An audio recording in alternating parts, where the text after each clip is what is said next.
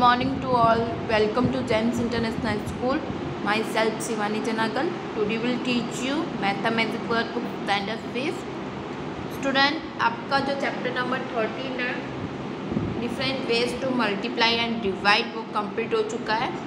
आज हमारा new chapter number 14 how heavy how light, यानी मतलब कितना चैप्टर का नेम है how big how heavy. Okay, बड़ा बताना कितना भारी है वो। तो now take your mathematics workbook and open your page number 191। आज हम इस चैप्टर नंबर 14 का डिस्कस करेंगे। चैप्टर नंबर 14 के अंदर हम क्या क्या पार्ट्स का इंट्रोडक्शन करने वाले हैं। चैप्टर नंबर 14 के अंदर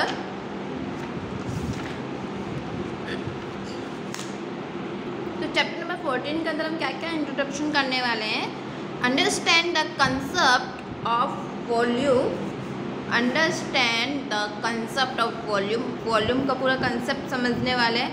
और understand the unit of volume and mass, mass and volume की यूनिट हमको पता करनी है कि वह क्या होगी। तो सबसे पहले हम वॉल्यूम के बारे में बताते हैं कि वॉल्यूम क्या होता है। मान लो कि जैसे बहुत सारे स्टोन्स होते हैं, स्टोन से, फिर कॉइन्स से, मार्बल्स से, है ना। मैं वॉल्यूम के बारे में बात कर रही हूँ कि वॉल्यूम होता क्या है, व्हाट इज मतलब डिफाइन बतानी वॉल्यूम की। तो वॉल्यूम क्या होता है बच्चों कि जस्ट एक मान लो कि एक ग्लास है, ठीक है। अब ये मान लो कि एक ग्लास है, उसके अंदर हाफ वाटर भरा हुआ अभी, तो इतना सा पानी कितना भरा है इसके अंदर, ठीक है। अब इतना सा पानी इसमें भरा है। अब इसमें अगर मैं कुछ मार्बल्स डाल दूँ इस पानी के अंदर, कुछ बहुत सारे, तो मार्बल डालने से ये पानी का जो लेवल है ना वो क्या हो जाएगा, ऊपर उठ जाएगा, है ना। तो यानी पानी का जो लेवल है वो क्या आ जाएगा, ऊपर आ जाएगा। मार्बल्स डालूंगी, जैसे जैसे जितने जितने मार्बल्स डालती है, ऐसे स्टोन्स डालती जाऊँगी, तो वैसे वैसे क्या हो जाएगा, पानी का लेवल ऊपर आता जाता जाएगा। और वो जो लेवल है उसको हम क्या बोलते हैं, वॉल्यूम। वॉल्यूम क्या होता है कि स्पेस, वो जितनी स्पेस कवर करता है उसको हम वॉल्यूम बोलते हैं। तो आपने वो थर्स्टी क्रो वाली तो कहानी सुनी ही होगी कि वो कौवा क्या करता है, बहुत जो क्रो होता है वो क्लेवर होता है ना, उसको जब प्यास लगी होती है पर उसकी जो मटकी के अंदर क्या है, पानी बहुत कम होता है। पर वो बोलता है, अब वो ना उसकी जो चोंच है, जो उसकी जो बीक होती है, वो उस मटकी के अंदर, पॉट के अंदर पहुँच नहीं पाती है। तो वो क्या करता है कि आसपास में जितने भी कंकर होता है उस कंकर से उस मटकी में डाल देता है। तो जैसे जितने कंकर डालते रहता है तो पानी का लेवल क्या होता है, ऊपर आता रहता है। और इस तरह से उसका पानी का लेवल ऊपर आता है और वो पानी पीकर चला जाता है। तो सिमिलर इसमें भी यही है कि इसमें हाफ लेवल, जैसे इसमें मैं स्टोन डालूंगी तो इसमें पानी का लेवल ऊपर आ जाएगा, है ना। तो वॉल्यूम क्या होता है कि volume is the measurement of how much space 3 dimension object takes up, ठीक है। लिक्विड हो, फिर कोई भी आप पेंट करने के लिए भाई, ठीक है, जैसे टैंक के अंदर कितना पेंट करना है, इन सब चीज़ों के लिए हम वॉल्यूम निकालते हैं, ठीक है। अब यूनिट ऑफ वॉल्यूम की बात करें हम कि यूनिट ऑफ वॉल्यूम क्या होता है। तो वॉल्यूम की 2 यूनिट होती है, लीटर एंड मिलीलीटर। वॉल्यूम की कितनी यूनिट होती है, 2 unit, litre and millilitre. 1 litre equal to कितना, 1000 मिलीलीटर। मिलीलीटर की शॉर्ट फॉर्म को हम क्या बोलते हैं, ml। मिलीलीटर की शॉर्ट फॉर्म को हम क्या बोलते हैं, ml। ओके बच्चों, फिर 1 ml इक्वल टू कितना होता है, 1/1000 ml, सॉरी 1/1000 लीटर। ओके बच्चों, फिर से रिपीट करूँ, 1 लीटर इक्वल टू कितना, 1000 ml, और 1 ml इक्वल टू कितना, 1/1000 लीटर। ओके, अगर आपको लीटर को मिलीलीटर में कन्वर्ट करना हो तो 1000 का मल्टीप्लाई करेंगे, अगर आपको मिलीलीटर को लीटर में कन्वर्ट करना हो तो 1000 का डिवाइड देंगे। समझ में आया, है ना। अब नेक्स्ट है मास की यूनिट ऑफ मास। तो उसको हम ग्राम एंड किलोग्राम में मेज़र करेंगे। ग्राम की शॉर्ट फॉर्म होती है GM और किलोग्राम की शॉर्ट फॉर्म होती है kg। ग्राम की शॉर्ट फॉर्म GM और किलोग्राम की short form kg। 1 kg equal to कितना, 1000 ग्राम। 1 ग्राम इक्वल टू कितना, 1/1000 1000 ग्राम। समझ में आ रहा है? 1 kg इक्वल टू कितना? 1000 ग्राम। और 1 ग्राम इक्वल टू कितना? 1/1000 kg। ओके बच्चों, 1 kg इक्वल टू कितना? 1000 ग्राम। और 1 ग्राम इक्वल टू कितना? 1/1000 kg। ओके, इसके आगे हमें ना कुछ शेप्स भी पढ़ने वाले। Cube, cuboid. देखो क्यूब तो यही होता है, ये 2 स्क्वायर्स मिलके एक क्यूब बनाता है। ये क्यूब होता है। और एक 2 रेक्टेंगल्स मिलके एक क्यूबॉइड बनाता है ना। 2 रेक्टेंगल्स मिलके ये क्यूबॉइड होता है। ओके, इसके अभी हम वॉल्यूम ऑफ क्यूबॉइड निकालेंगे, और वॉल्यूम ऑफ क्यूबॉइड और फिर वॉल्यूम ऑफ क्यूब। ओके, तो जैसे जैसे अगर हम आगे स्टडी कर जाएंगे तो वैसे वैसे हम इसका भी करते रहेंगे, ठीक है ना। अब इससे पहले हम हमारी यहाँ तक है, अब हमारी जो पेज नंबर 191 है उसके कुछ सम सॉल्व करते हैं। चलो let me start. Question number 1। Question number 1 आपको क्या कह रहा है? Answer the question from the given volume. 1 marble equal to 1 pencil equal to 1 eraser, यानी 1 मार्बल इक्वल टू 1 पेंसिल और 1 इरेजर है, यानी सबको 1 1 लेना। और 1 ball equal to 2 marbles, 1 lemon equal to 3 marbles और 1 पोटैटो इक्वल टू 4 मार्बल्स। अगर 1 potato है तो 4 मार्बल्स के इक्वल लेना है, 1 लेमन को 3 मार्बल्स के इक्वल लेना और 1 बॉल को 2 मार्बल्स के इक्वल लेना। अगर ओनली फॉर 1 मार्बल लेना हो तो 1 पेंसिल 1 इरेजर के इक्वल होगा। क्वेश्चन नंबर 1 कैसा कह रहा है कि how many marbles are equal to the volume of 2 eraser. अगर आपको वॉल्यूम ऑफ 2 इरेजर को इक्वल करना है तो कितने मार्बल लूँगी? तो देखो 1 इरेजर इक्वल टू कितना मार्बल होता है? 1 इरेजर इक्वल टू कितना मार्बल होता है? 1 मार्बल। तो 2 इरेजर इक्वल टू कितना होगा? 2 मार्बल होगा कि नहीं? तो हमारा आंसर क्या आया? 2 मार्बल्स। ओके, क्लियर है? How many pencil are equal to the volume of 3 marbles. अब पेंसिल बताने पे कितनी पेंसिल होनी चाहिए? तो 1 मार्बल इक्वल टू कितनी पेंसिल आती है? 1 पेंसिल। तो 3 मार्बल इक्वल टू कितना आएगा?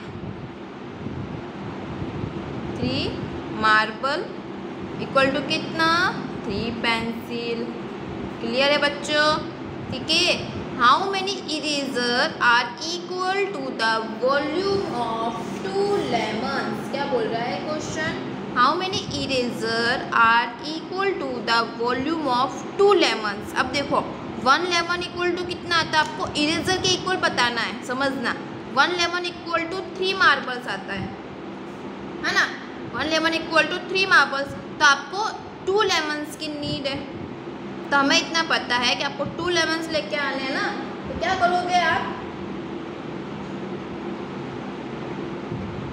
हाउ मैनी इरेजर बताने, तो आपको मतलब वॉल्यूम ऑफ 2 लेमन्स बताने। तो 1 आपको पता है कि 1 लेमन इक्वल टू 3 मार्बल्स है। अगर आपको 2 लेमन्स लेने को तो 3 का कितना हो जाएगा? डबल 6। 3 का डबल कितना हो जाएगा? अगर 1 लेमन इक्वल टू कितने मार्बल्स आ रहे हैं? हमें पता है कि 1 लेमन इक्वल टू 3 मार्बल्स है, यानी 3 मार्बल्स के इक्वल है वो। अगर 2 लेमन लोगे तो 3 + 3 कितना हो जाएगा? 6 लेमन होगा कि नहीं होगा? होगा ना, है ना बच्चों। तो यहाँ पे क्या हो जाएगा? 2। और देखो क्योंकि 1 इरेजर है, अब 1 इरेजर इक्वल टू भी मार्बल 1 मार्बल ही है, और 1 लेमन इक्वल टू भी 3 मार्बल ही है। तो 3 + 3 कितना हो जाएगा? 6। कितना हो जाएगा? तो 6 इरेजर्स। समझ में आ रहा है कि आपको पता है ना कि 2 लेमन्स की बात हो रही है यहाँ पे, 2 लेमन्स की। तो हाउ मैनी इरेजर, देखो eraser equal to 1 pencil, 1 pencil equal to 1 marble, यानी 1 इरेजर इक्वल टू 1 मार्बल होता है ना। अब 2 लेमन्स इक्वल टू 3 मार्बल है, तो 2 × 3 कर देंगे तो 6 हो जाएगा। फिर how many lemons are equal to the volume of 9 pencil. How many lemons बताना है। अब देखो तो 1 लेमन इक्वल टू कितना है? हम 1 लेमन को 3 मार्बल मान के चलना है। अब 9 पेंसिल आपको करनी है, तो अब क्या करोगे? इसके अंदर लेमन्स बताना है आपको। हाउ मैनी लेमन्स, तो पेंसिल कितनी है? 1। और लेमन का कितना है 3, तो क्या हो जाएगा इसके अंदर हाउ मैनी लेमन्स, कितने लेमन इक्वल को लूँगी कि वो 9 पेंसिल के इक्वल हो जाए। तो pencil to 1 pencil equal to 1 volume ही कवर कर रही है वो, तो क्या हो जाएगा 9 डिवाइडेड बाई 3 करोगे, इसका हाफ करोगे तो कितना आ जाएगा 3 लेमन्स। ओके बच्चों, समझ में आया। फिर question number 5, how many lemons are equal to the volume of 3 potatoes. 3 potatoes के बराबर बताना है इसको भाई, how many lemons of 3 potatoes. तो 3 पोटैटोज में कितना लिया है 4 और लेमन्स का कितना है 3, है ना। How many lemons are equal to volume of 3 potatoes, तो क्या हो जाएगा किसके इक्वल होगा 1 लेमन इक्वल टू कितना, हर चीज़ 1 लेमन इक्वल टू 4 मार्बल हो जाएगा ना। तो यहाँ पे कितना हो जाएगा 4 lemons. How many marble are equal to the volume of 6 lemon. तो देखो मार्बल बताना है तो 1 लेमन इक्वल टू कितना आ रहा है 1 लेमन इक्वल टू 3 मार्बल्स आ रहा है क्या नहीं। तो 6 लेमन इक्वल टू कितना आ जाएगा 6 मल्टीप्लाई 3 कितना 18 मार्बल्स। क्लियर है बच्चों। Okay, how many balls are equal to volume of 6 lemon. तो बॉल्स का इसमें कितना है 2 मार्बल के इक्वल बताना है, 6 लेमन है तो क्या हो जाएगा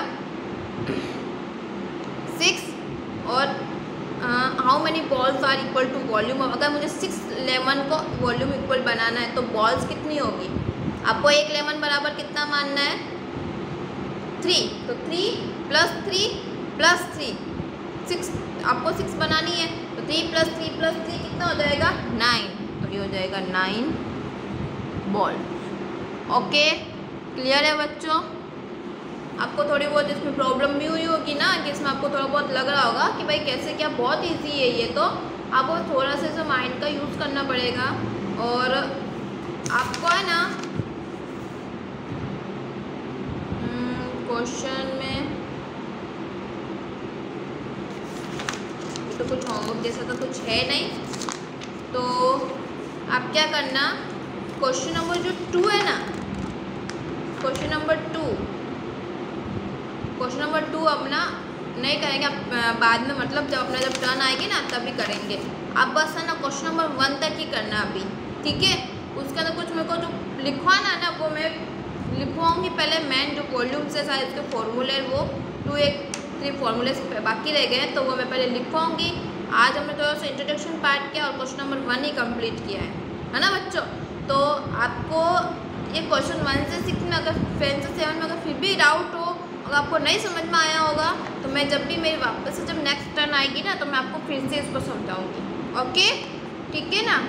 आज वॉल्यूम का मैंने बस थोड़ा सा इतना कवर कर लो कि वॉल्यूम का क्या होता है और मास की यूनिट क्या होती है, वॉल्यूम की यूनिट क्या होती है, क्योंकि अपने कोई जल्दबाजी नहीं है सिलेबस पूरी करने का, ठीक है। तो धीरे धीरे ओनली फॉर 10 मिनट्स भी अगर हम आपको 10 मिनट्स भी आप मुझे दोगे ना कि भाई हाँ कि मैंने 10 मिनट्स में जितना भी मैंने पढ़ा वो कर लें, तो वो भी आपके लिए इनफ है। आपकी S1 के एग्ज़ाम तो नहीं होगी पर S2 के एग्ज़ाम में तो आप अच्छा परफॉर्मेंस दे सकते हो ना, है ना। ओके बच्चों, तो आई होप कि आपने आज मैंने आपको जो इंट्रोडक्शन पार्ट पढ़ा उसी को ही पढ़ लेना।